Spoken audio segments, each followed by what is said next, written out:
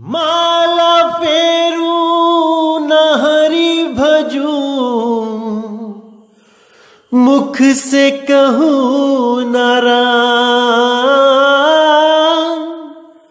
माला फेरू न हरि भजू, मुख से कहूँ न राम।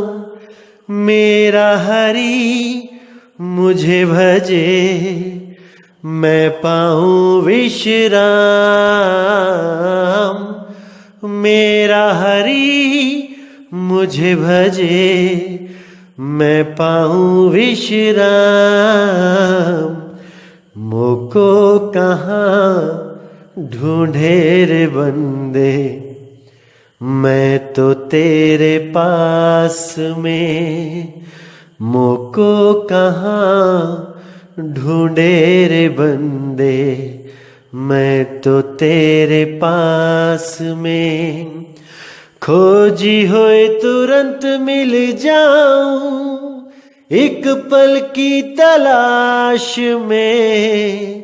खोजी हो तुरंत मिल जाऊं, एक पल की तलाश में। मोको कहाँ ढूंढे रे बंदे, मैं तो तेरे पास में। मोको कहाँ ढूंढे रे बंदे, मैं तो तेरे पास में।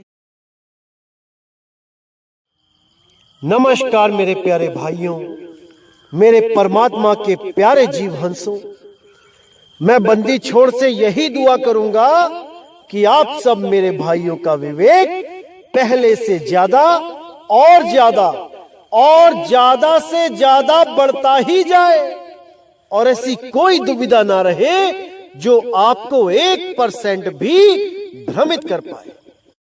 मैं बस यही चाहूंगा अपने मालिक से कि आप सब मेरे भाइयों का विश्वास इतना दृढ़ कर दे, इतना दृढ़ कर दे कि कोई भी उस विश्वास को डिगा ना पाए।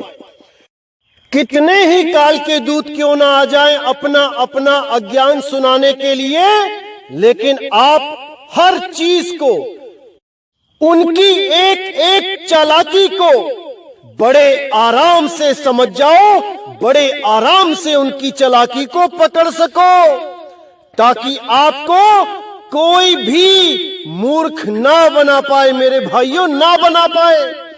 मैं मालिक से यही अरदास करूंगा, क्योंकि आपको पता है कि 2020 आने वाला है, और इस 2020 में हमारे खिलाफ इतने YouTube चैनल आएंगे, इतने YouTube चैनल आएंगे कि आप सोच भी नहीं सकते। हर जगह आपको केवल हमारे बारे में ही बताया जाएगा कि मदन पंथ ये है, मदन पंथ वो है, मदन पंथ यहां ध्यान लगवाता है, मदन पंथ वहां ध्यान लगवाता है। बस यही काम रह जाएगा सब काल के दूतों को 2020 में, क्योंकि काल भगवान को भी पता है कि अगर मदन पंथ की आंधी को अभी ना रोका गया तो इन सब के अज्ञान के तंबू उखाड़ दिए जाएंगे। इसीलिए ये पूरा जोर लगा रहे हैं कि मदन पंथ के खिलाफ ज्यादा से ज्यादा बोल के आप लोगों को भ्रमित किया जा सके। यहां तक कि ये लोग झूठी ऑडियो, झूठी वीडियो, झूठे स्क्रीनशॉट दिखाने से भी नहीं बाज आएंगे। ये साम दाम दंड भेद हर चीज लगा देंगे आपके ऊपर कि कैसे भी आपको भ्रमित किया जा सके। लेकिन मेरे भाई, ये आपने देखना है कि आपने अपने विवेक को जगा के रखना है कि उस विवेक को सुला देना है। हमने तो अपना काम कर दिया है। परमात्मा के इस मूल ज्ञान को, परमात्मा के इस दिव्य ज्ञान को आपको खोल खोल के समझा दिया गया है। अब आपका काम बचा है मेरे भाई कि इसको समझना है कि इस ज्ञान को नहीं समझना है। ये आपने देखना है। मैंने अपनी तरफ से हर चीज बिल्कुल क्लियर कर दी है। अब आपने देखना है कि 52 अक्षरों के जाल में फंसना है या उस आदि अक्षर, उस पार ब्रह्म परमपिता परमात्मा का ध्यान करना है।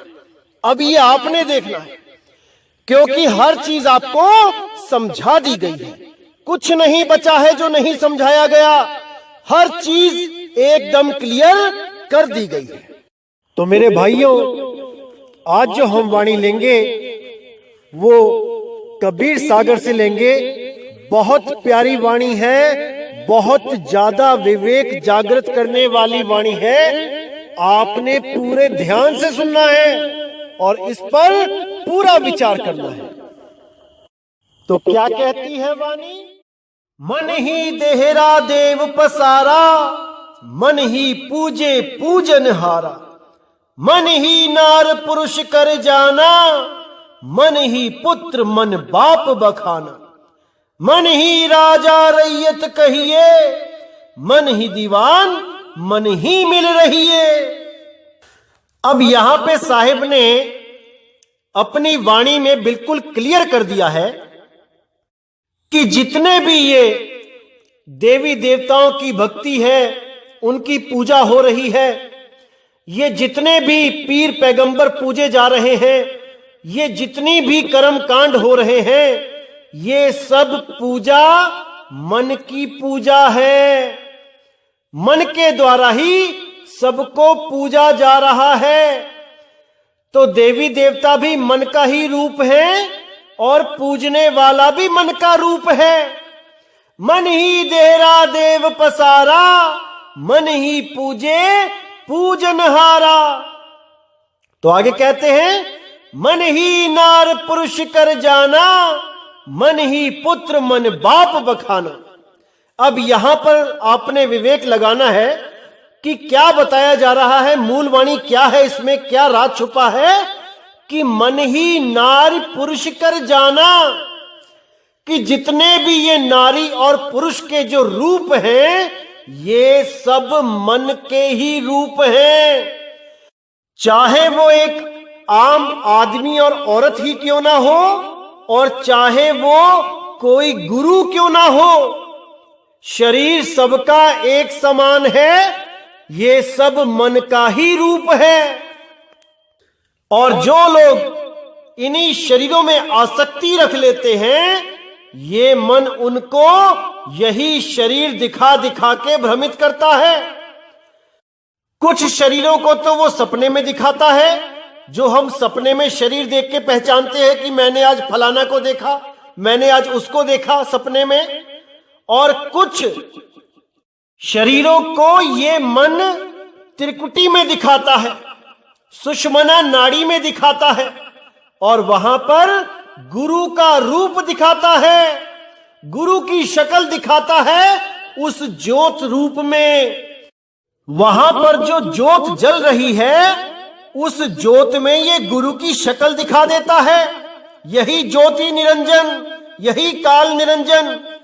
और जीव समझता है कि उसको परमपिता परमात्मा की प्राप्ति गुरु रूप में हो गई है, मुझे गुरुजी मिल गए हैं, गुरुजी ही परमात्मा है।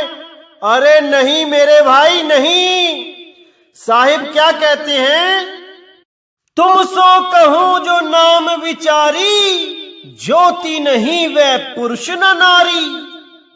तो साहिब ने बिल्कुल मना कर दिया कि अगर किसी को कहीं भी भ्रम में या सपने में या कैसे भी, चाहे ध्यान लगाते लगाते ही अगर कोई शरीर दिखाई दे, भले ही वो गुरु का शरीर हो, उसको सत्य नहीं मानना है। क्योंकि साहिब ने बिल्कुल क्लियर कर दिया कि गुरु देह नहीं है भाई, नहीं है। गुरु केवल शब्द है, शब्द। इसीलिए बोला गया है, शब्द गुरु सुरत धुन चेला। उसी एक शब्द को, उस आदि नाम को खोजना है भाई, उस आदि नाम को खोजना है। तो कुछ अन्य पंथ वालों के साथ एक बार मेरी बात हो रही थी, तो वहां पे कुछ महात्माओं ने अपना अनुभव बताया। क्या बताया उन्होंने कि जब हम ध्यान करते करते, भक्ति करते करते सचखंड पहुंचे तो हमने वहां देखा कि सिंहासन के ऊपर रविदास जी महाराज बैठे थे। अब ऐसा उन्होंने क्यों बोला?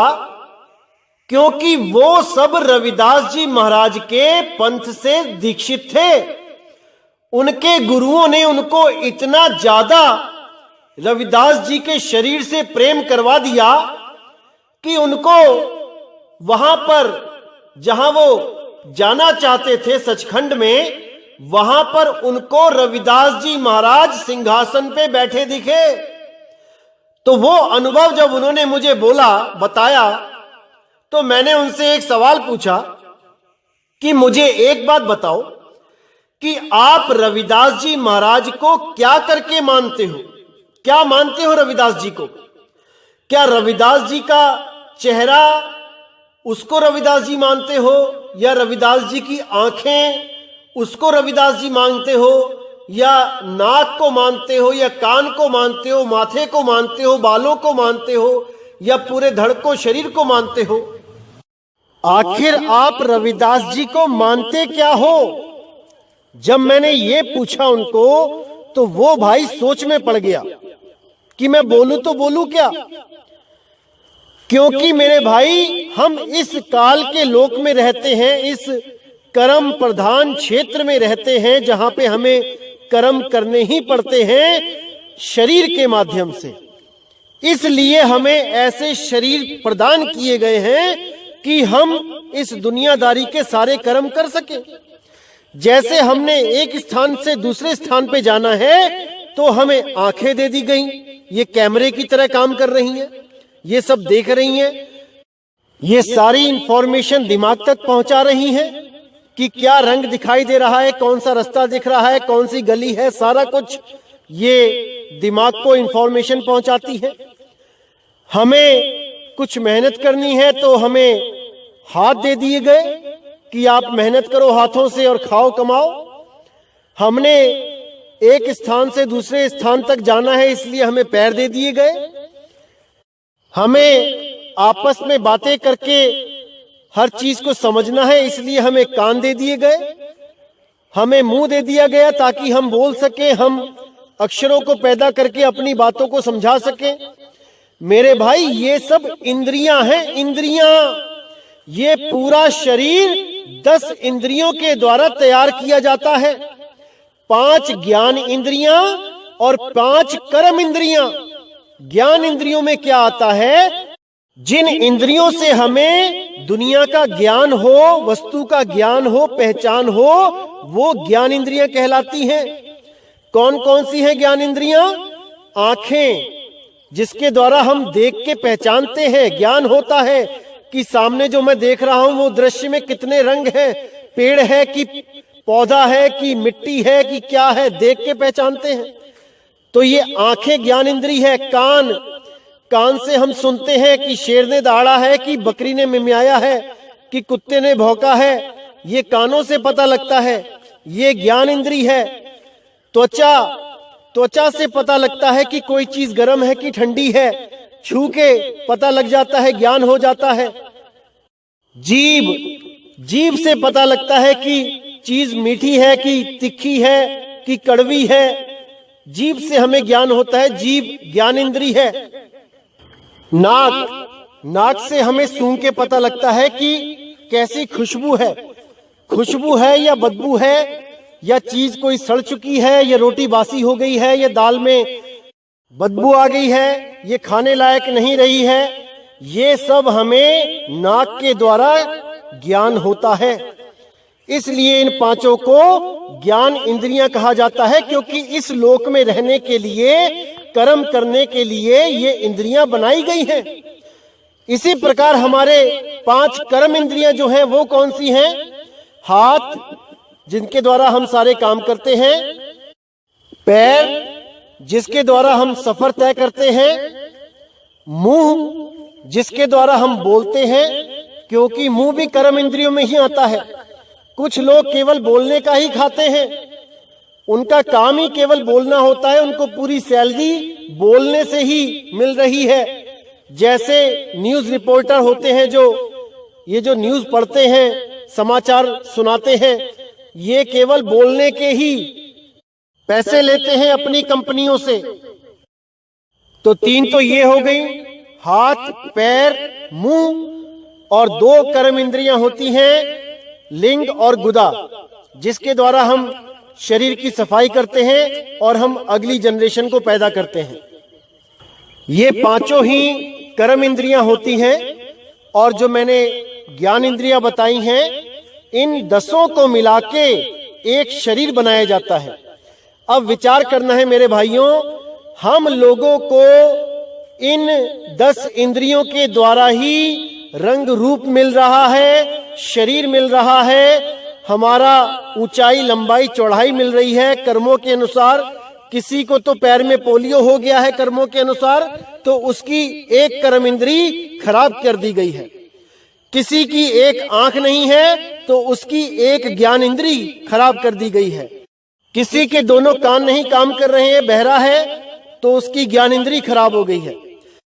इसी प्रकार हम लोगों को इस 3 लोक के मालिक जो काल निरंजन, जो मन स्वरूपी है, मन और माया के राज में हमें कर्मों का भोग भुगवाने के लिए हमारी इंद्रियों में खराबी पैदा करवा दी जाती है, हमारे शरीर को कष्ट दिए जाते हैं, बीमारियां पैदा करवाई जाती हैं, जिससे हम कभी अंधे हो जाते हैं, कभी बहरे हो जाते हैं, कभी गले की आवाज चली जाती है, कभी खाना सही से नहीं पचता है, कभी कुछ हो जाता है, कभी कुछ हो जाता है।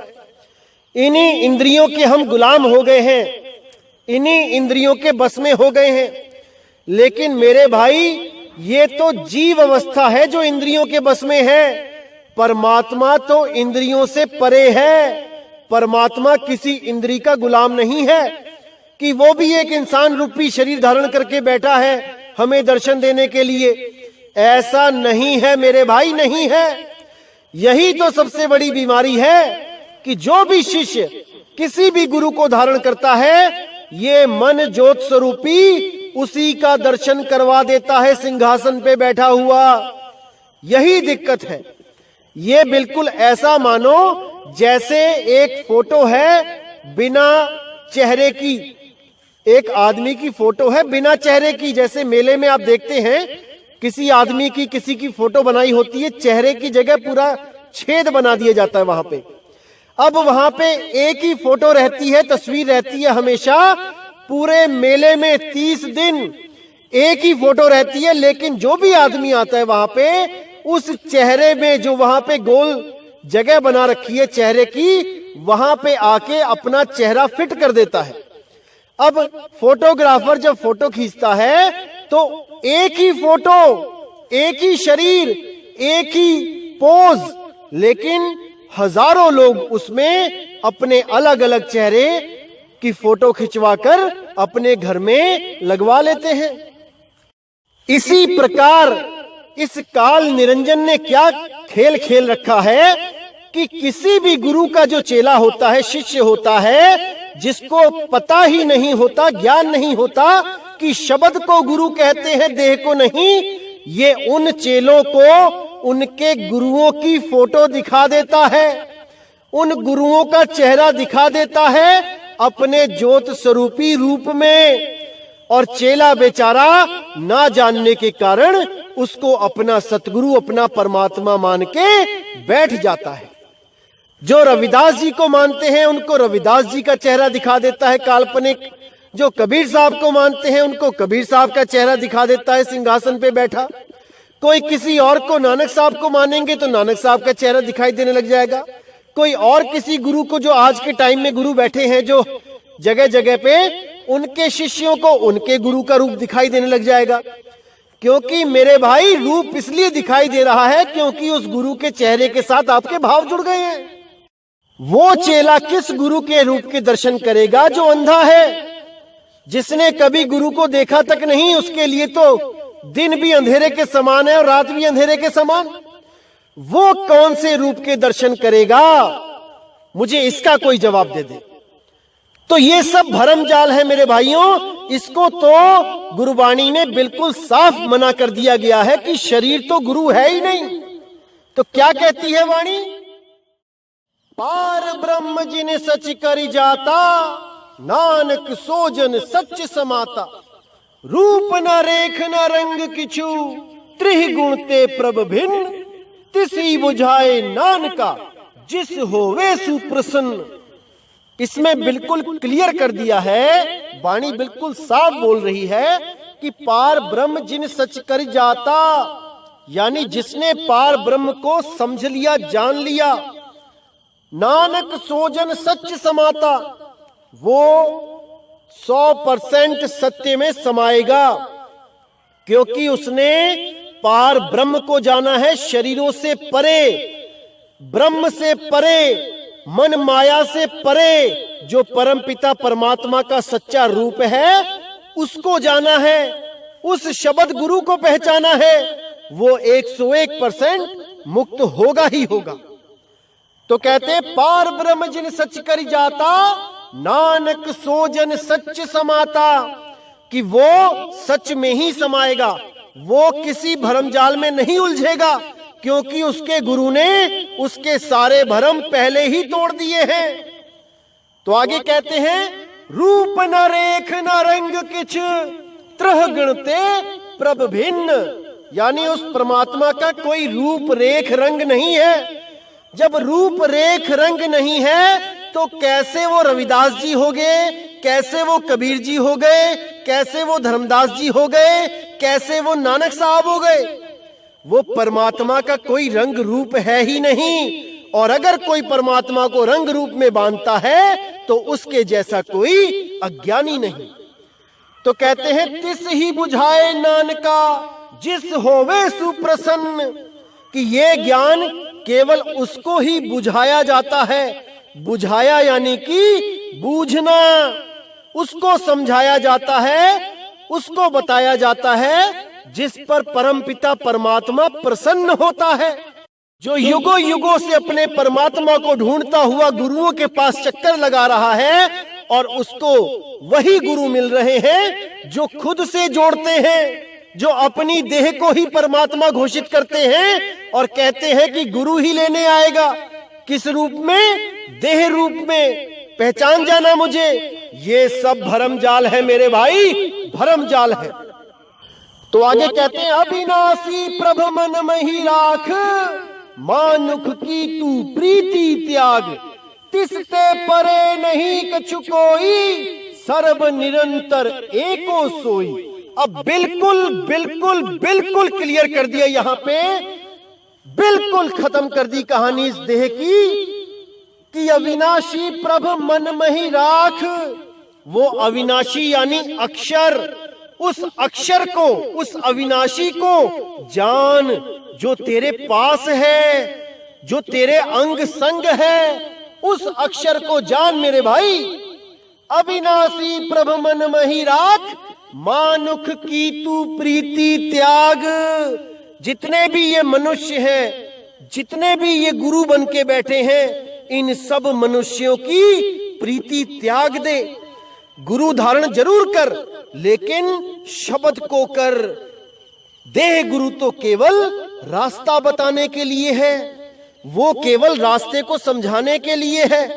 असल में तो प्रभु विदेह गुरु है, शब्द गुरु है।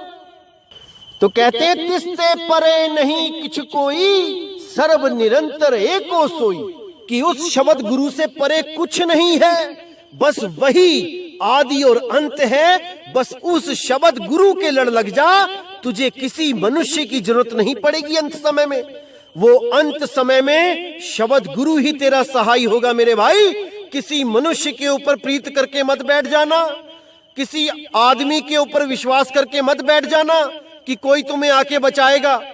कोई नहीं बचाएगा, बचाने वाला केवल शब्द गुरु है, शब्द गुरु है। तो कहते हैं, सर्व निरंतर एको सोई। वो सब घटों में, सर्व घटों में निरंतर हो रहा है।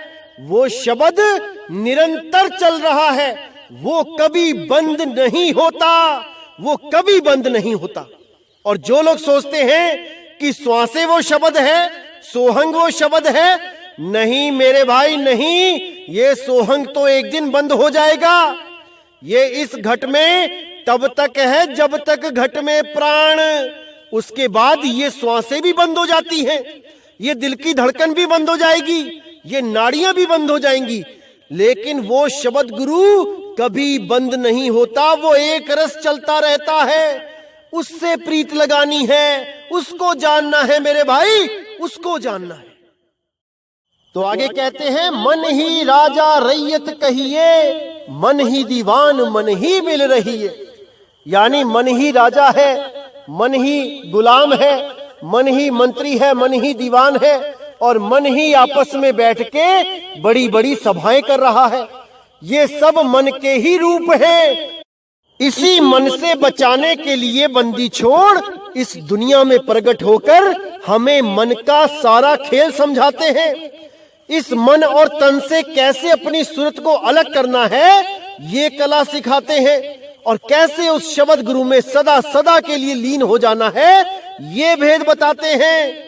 वो कोई यहाँ पर बंधन में नहीं आते बाकियों की तरह कर्म भोगने, अरे वो बंदी छोड़ हैं, वो परमपिता परमात्मा है, शब्द गुरु हैं। वो हम लोगों के लिए देह धारण करके आते हैं, नहीं तो उन्हें देह धारण करने की कोई जरूरत ही नहीं है।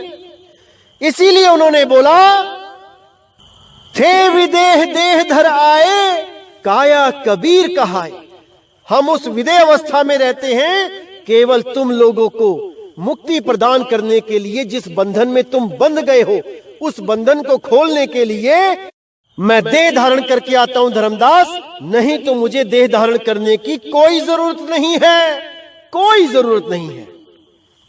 तो आगे कहते हैं, कहे कबीर ये मन ही है, मन का सकल पसार, मन चीने ते अमर है, गहनी अक्षर सार।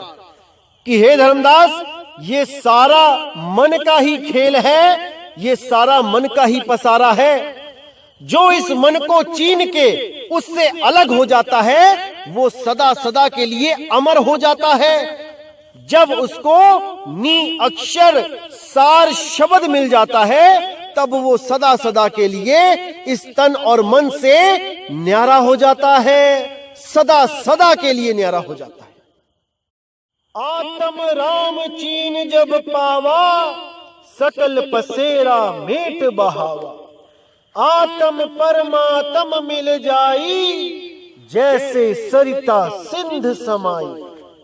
अब यहाँ पर आत्मा के बारे में बिल्कुल क्लियर कर दिया गया कि आत्म राम चीन जब पावा, सकल पसारा मेट बहावा।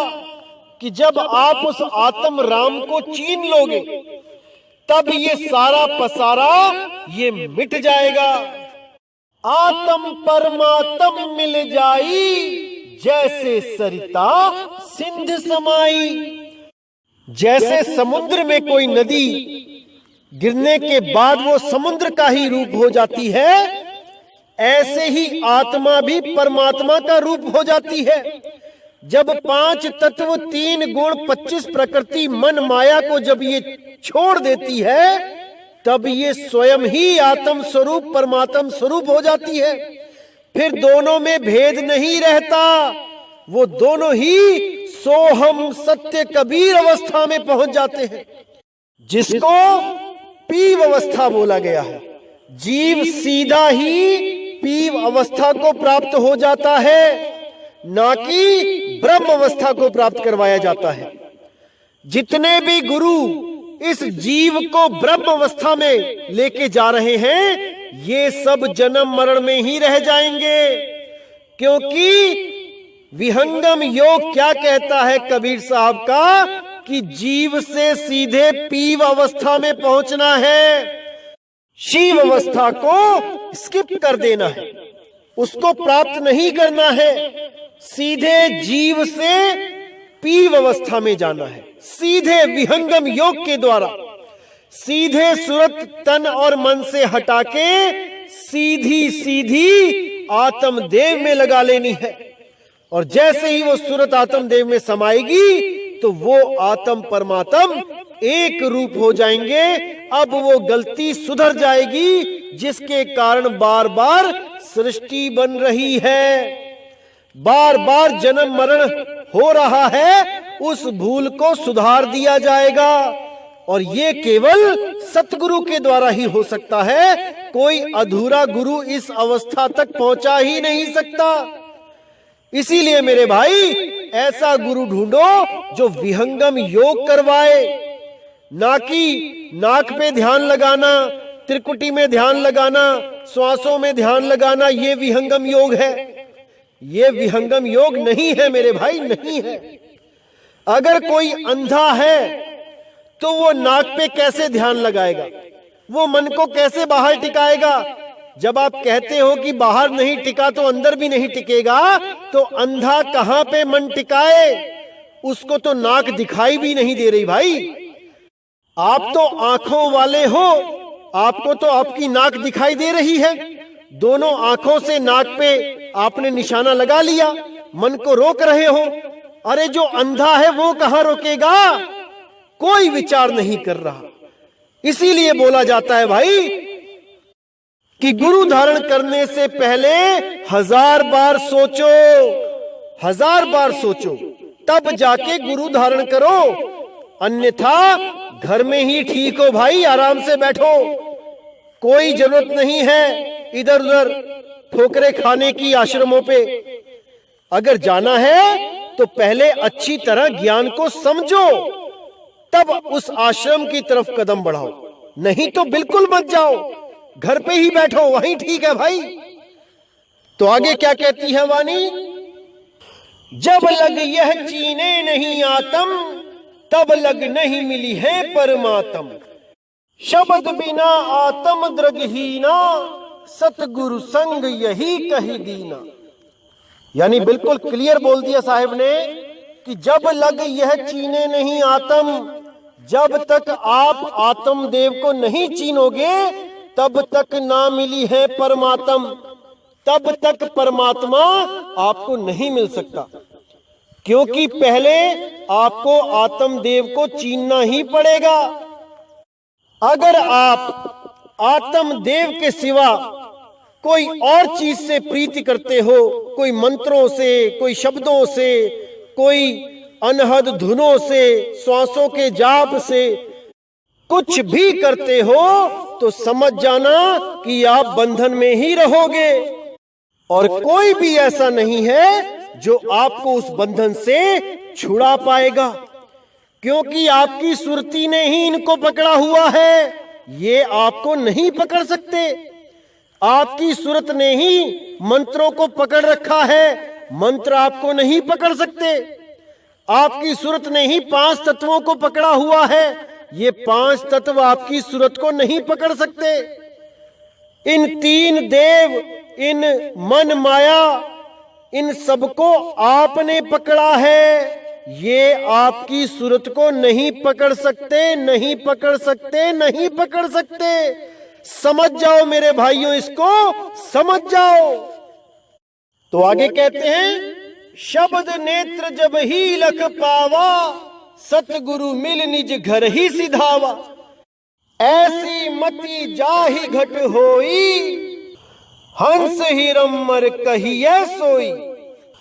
यानी जैसे ही गुरु के द्वारा उस सुरत को शब्द नेत्र दे दिया जाता है, यानी उसको एक निशाना दे दिया जाता है साधना का, तब सुरती निर्भय होके उस शब्द की साधना में लीन हो जाती है। तो वही सुरत जब निरत हो जाती है, यानी एक स्थान पे निरत हो जाती है, ठहर जाती है। और किस स्थान पे? शब्द पे।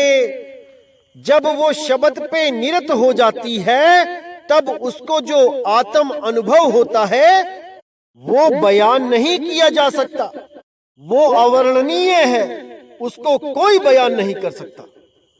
तो कहते हैं, ऐसी मति जाही घट होई, हंस हिरम्मर कहिए सोई। जिसके पास ऐसा दिव्य ज्ञान हो जाता है, ऐसी मति हो जाती है, वो ही परम हंस बन जाता है।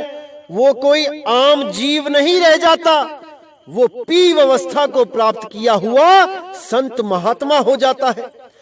अब कुछ ऐसा बाकी नहीं रह जाता जिसकी वो आस लगा के बैठे कि मुझे कुछ मिलेगा। उसको प्राप्त हो चुका है। जो यहां मिलेगा मेरे भाई, वही वहां मिलेगा। अगर यहां नहीं मिला तो वहां भी कुछ नहीं मिलेगा। इसीलिए बोला साहिब ने, अब हूं मिला तो तब हूं मिलेगा, नहीं तो जमपुर वासी। यानी अभी परमात्मा मिलेगा जीते जी, तब ही समझना कि मरने के बाद भी मिला है। अगर जीते जी नहीं मिला तो मरने के बाद भी नहीं मिलेगा। इसको अच्छी तरह गांठ बांध लो मेरे भाइयों। ये कोई मंत्रों की साधना का विषय नहीं है कि यहाँ पे मंत्रों की कमाई करी और उसको बांटते चले गए आगे तक। यहाँ पे आत्म अनुभव, परमात्म अनुभव का विषय है। इसको अच्छी तरह समझ लो। इसीलिए साहिब ने एक जगह और क्लियर किया, बिल्कुल स्पष्ट किया है। अगर विवेकी होगे तो एक पल में समझ जाओगे, अगर विवेकी नहीं होगे मेरे भाई तो 10 साल समझते रहोगे, नहीं समझ में आएगा। तो क्या कहते हैं साहिब, तब साहिब कहिबे अनुसारा, कहो विचार तासु व्यवहारा। 5 तत्व का पुत्र बनावा, तामह परगट आप समावा। कि हे धर्मदास, अब मैं तुम्हें इस सूरत के व्यवहार के बारे में बताता हूं कि कैसे ये तन और मन में उलझ गई, कैसे ये 5 तत्वों में उलझ गई। इसको ध्यान से समझना। तो कहते हैं 5 तत्व का पुत्र बनावा, तामह परगट आप समावा। त्रिगुण आत्मा रूप बनाई, दुख सुख ताहि सबे भुगताई। कि सबसे पहले इस सूरत के द्वारा ही मन और माया का विस्तार हुआ। उसी के द्वारा 5 तत्व बनाए गए, 3 गुण 25 प्रकृतियां हुई। और उसी का 5 तत्व का पुतला बना के जिसको प्रकट किया, उसमें आप ही समा गया। ये सूरत के द्वारा जो कुछ प्रकट हुआ, उसमें वो सूरत आप ही समा गई। त्रिगुण आत्मा रूप बनाई, दुख सुख ताहि सबे भुगताई। यानी ये आत्मदेव अपने स्वरूप को भूल जाने के कारण सारा ध्यान इस त्रिगुण, जो माया है, जो शरीर है, जो मन है, उस पे लगा बैठा। और इसी कारण वो जीव कहलाता हुआ दुख और सुख को अनुभव करता रहा। त्रिगुणी आत्म रूप बनाई, दुख सुख ताहि सबे भुगताई। इस त्रिगुणी माया के द्वारा ही जो शरीर धारण करवाया गया उसकी सूरत को, उसी सूरत के द्वारा ये जीव कहलाया और सुख और दुख को भोग रहा है। इन महामन राजा कर दीना, ताते जीव बुद्धि गहलीना। और इसमें मन को राजा बना के रख दिया। इस शरीर में मन को राजा बना दिया और उस मन ने इस जीव की बुद्धि भ्रष्ट कर दी। इस सूरत को भटकाने का काम शुरू कर दिया और वो खुद इसको प्रकट करके इसी की गुलाम बन बैठी। अब इसी को आजाद करवाना है, बस इतना सा काम है। तो आगे कहते हैं, आपन रूप आप नहीं चीना, ताते आवागमन कर लीना। ना कोई आया ना कोई गया, मन के मते जन्मते भया। अब इतना विवेक लगाने की जरूरत है। यहाँ पे जितना भी है उतना लगा दो, आपको एक एक चीज समझ में आ जाएगी अगर मालिक ने चाहा तो। अब यहाँ पे साफ क्लियर कर दिया कि आपन रूप आप नहीं चीन्हा, यानी कि वो अपने आप को ये तन समझता रहा, मन समझता रहा, जीव समझता रहा, लेकिन अपना आत्म स्वरूप नहीं चीन पाया कि असल में मैं हूं क्या। बस यही बंधन है। आपने रूप आप नहीं चीना, ताते आवागमन कर लीना। उस अपने रूप को ना चीनने के कारण इस आवागमन के चक्कर में फंसा हुआ है। क्योंकि जैसे ही मृत्यु होने वाली होती है शरीर की, ये अपने आप को चीन नहीं पाता और ये सोचता है कि मैं मर रहा हूं, और ये सारी ताकत इस शरीर को बचाने में लगा देता है। इसी कारण वो शरीर खत्म होने के बाद दोबारा पैदा हो जाता है। अगर ये अपने रूप को पहचान जाए तो इस शरीर को ऐसे त्याग देगा जैसे हम कपड़े उतारते हैं। ये शरीर में आसक्ति नहीं लगाएगा, ये केवल अपने रूप में स्थिर हो जाएगा।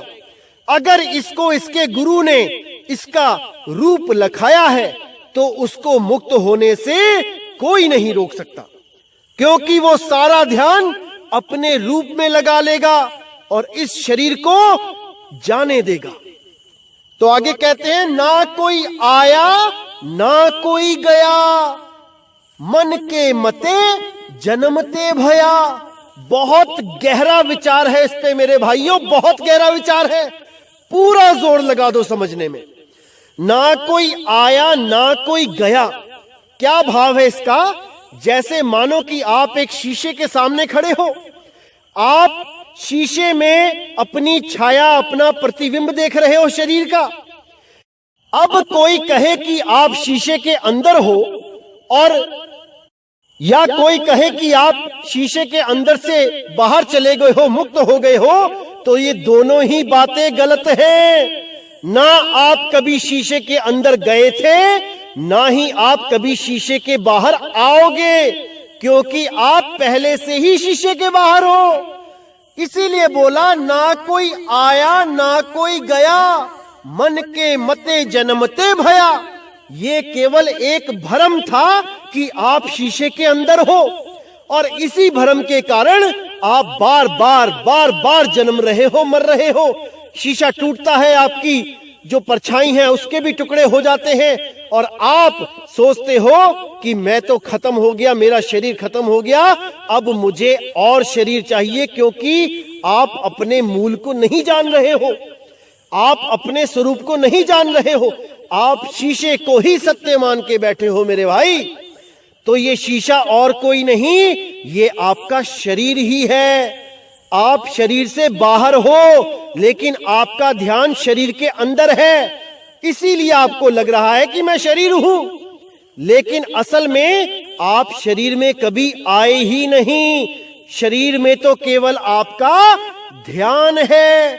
इसी ध्यान को शरीर से हटा के आपके मूल स्वरूप में, आपके निज स्वरूप में लगा देना है। और जब आप उस निज स्वरूप को प्राप्त करोगे, तब आप में और परमात्मा में कोई फर्क नहीं रह जाएगा।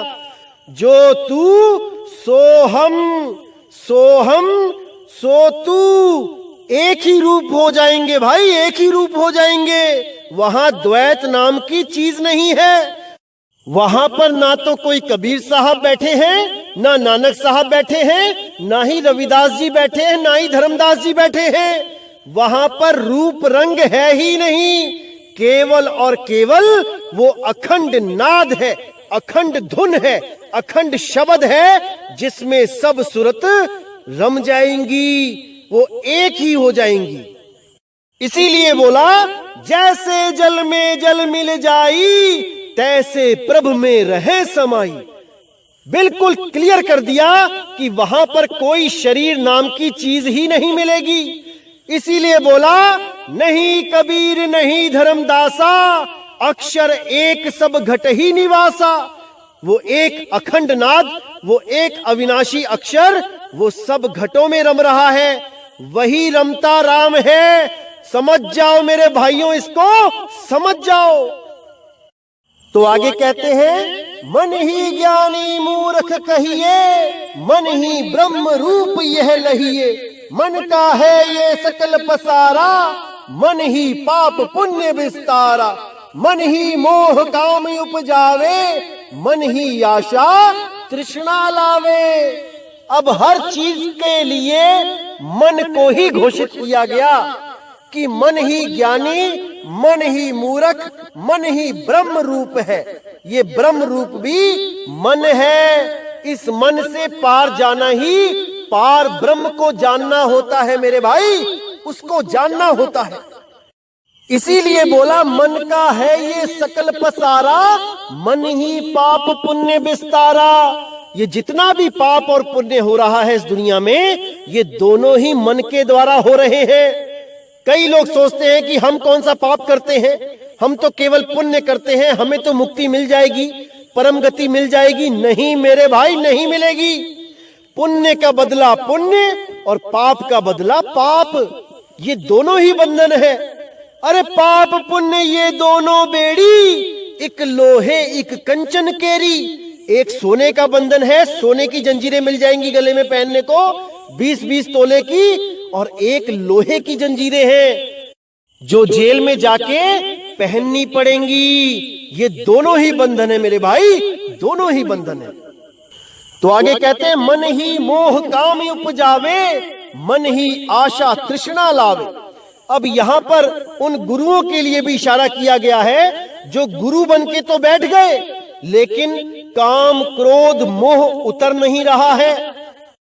बीवी बच्चों से ही फुर्सत नहीं मिल रही है, अपने बच्चों के मोह में उलझे हुए हैं, अपनी गद्दियां तक अपने बच्चों को देके जा रहे हैं। एक तरफ गुरु बन के भी बैठे हैं, दूसरी तरफ भोग भी रहे हैं। इसीलिए साहिब ने बोला कि ग्रस्त गुरु कभी नहीं करना, कभी नहीं। अरे जाका गुरु है गिरही, चेला गिरही होए, कीच कीच को धोवते, दाग न छूटे कोए। समझ जाओ मेरे भाइयों, इसको समझ जाओ। कुछ लोग आपको भ्रमित करने के लिए क्या बोलेंगे कि देखो धर्मदास जी भी शादीशुदा थे, उनको भी गुरु पद दिया गया, तो हम क्यों नहीं शादियां कर सकते। अरे मेरे भाई, धर्मदास की उम्र 75-80 साल थी, इसलिए उसको गुरु पद दिया गया था, इसलिए उसको पंथ चलाने के लिए बोला गया था, क्योंकि वो भोग विलास से दूर हो चुका था। आपको गुरु बनने का शौक है, आप भी 75-80 साल तक इंतजार करो। जब आपको लगे कि अब आप भोग विलास नहीं कर सकते तो गुरु बन जाना। लेकिन धर्मदास जी के नाम पे ये ग्रस्त गुरुआई करना बंद करो। साहिब ने साफ बोला, गिरही होके कथे ज्ञान, अमली होके धरे ध्यान, साधु होके कूटे भग, कहे कबीर ये तीनों ठग। ये तीनों ठग, इनसे बच के रहना है मेरे भाइयों, बच के रहना है। तो आज का ये सत्संग मैं यही समाप्त करता हूं और बंदी छोड़ से प्रार्थना करता हूं कि आप सब मेरे भाइयों को एक एक चीज क्लियर होती चली जाए, ऐसी कोई दुविधा ना रहे जो आपके दिमाग में 1% भी घर कर पाए।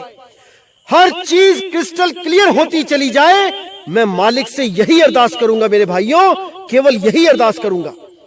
तो इसी के साथ मुझे विदा करें। जय गुरु बंदी छोड़ वैराग साहिब, जय गुरु बंदी छोड़ साधु शरण साहिब, जय गुरु बंदी छोड़ बाबा मदन साहिब, बाबा नानक साहिब, बाबा गरीबदास जी, बाबा रविदास जी महाराज, बाबा पलटू जी, भीखा जी, मेरे सभी संत। जय जय सतगुरु बंदी छोड़ सतगुरु सत्य कबीर साहिब की सदा ही जय हो, सदा ही जय हो मेरे मालिक की साहिब बंदगी। सतनाम।